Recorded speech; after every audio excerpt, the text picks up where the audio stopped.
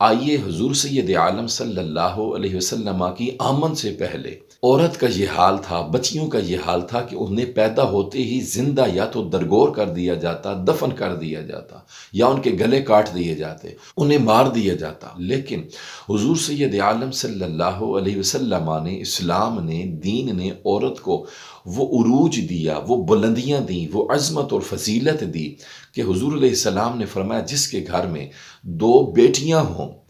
اور وہ ان کی پرورش کرے اور ان کا حق ادا کرے، ان کا فرض ادا کرے، ان کو علوم سکھائے، دینی علم سکھائے اور ان کا حق اور فرض ادا کرے، اس طرح مل کر جنت میں جائیں گے جس طرح یہ میری دو انگلیاں مل گئیں۔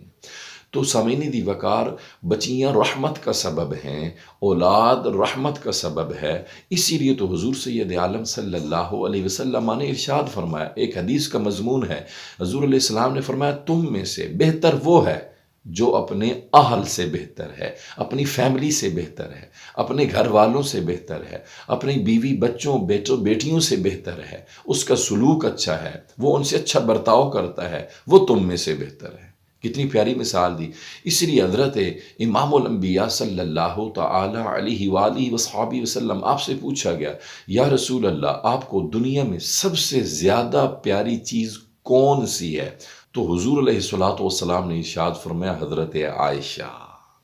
تو سامعین دی وقار، حضور علیہ السلام نے کسی اور چیز کا نام نہیں لیا بلکہ اپنی زوجہ محترمہ ام المومنین حضرت سیدہ عائشہ الصدیقہ رضی اللہ عنہا کا نام لیا۔ تو پتہ چلا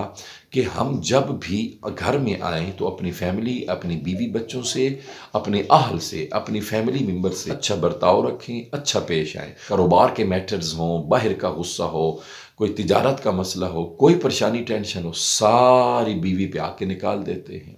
سب سے پہلے ہماری بیوی اٹھتی ہے، زوجہ اٹھتی ہے، گھر کی عورت اٹھتی ہے، پھر بچوں کو تیار کرتی ہے، نماز پڑھتی ہے، بچوں کو اسکول کے یونیفارم پہناتی ہے، ناشتہ دیتی ہے، پھر وہ ان کو اسکول بھیجتی ہے، پھر شوہر کو بھیجتی ہے، پھر اپنا کچھ بچہ کچا ٹھنڈا گرم ناشتہ کرتی ہے، پھر دن کی تیاری، پھر بچے واپس، پھر شام کی تیاری۔ سب سے پہلے اٹھتی ہے، رات کو کھانا دے کر برتن دھو کر سب سے آخر پہ سوتی ہے۔ جو شادی شدہ ہے میں ان سے مخاطب ہوں، جب وہ گھر آتے ہیں سارا غصہ بیوی پہ نکال دیتے ہیں۔